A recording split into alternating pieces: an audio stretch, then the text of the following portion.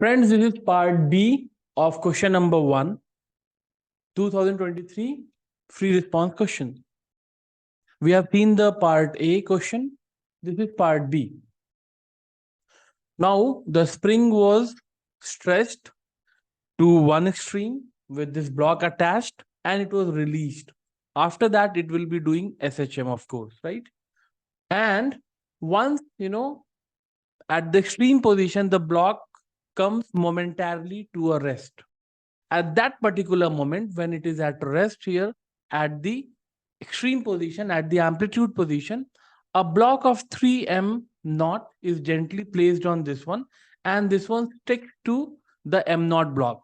So this block sticks to the smaller block of mass m naught, right? And then it again continues to do SHM with this combined mass of 4m naught. So the question now says the frequency of oscillation before the block is dropped onto the cart is F1, and the frequency of the oscillation after the block is dropped onto the cart is F2. Calculate the numerical value of this F2 upon F1. So this is obviously we have to use formula to get this. If the spring constant of the spring is K, I know that the angular frequency omega is given by K upon M and root of this.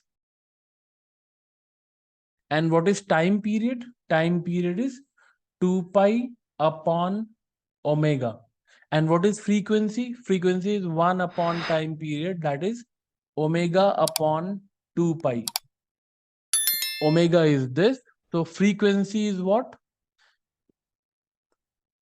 1 upon 2 pi square root of K upon M. So this is the formula for frequency. The spring is the same. The spring is not changing. The mass is changing. This 3m naught block was dropped. The mass was m naught. And after it is dropped, the total mass is 4m naught. So I can write the frequency 1 is 1 upon 2 pi square root of K upon m naught. Frequency 2 as 1 upon 2 pi square root of K upon 4m naught. I have to find the ratio F2 upon F1. So F2 upon F1, the ratio will be, I'll write here, F2 upon F1. This ratio is going to be this 1 by 2 pi, 1 by 2 pi will cancel. So this is going to be like this.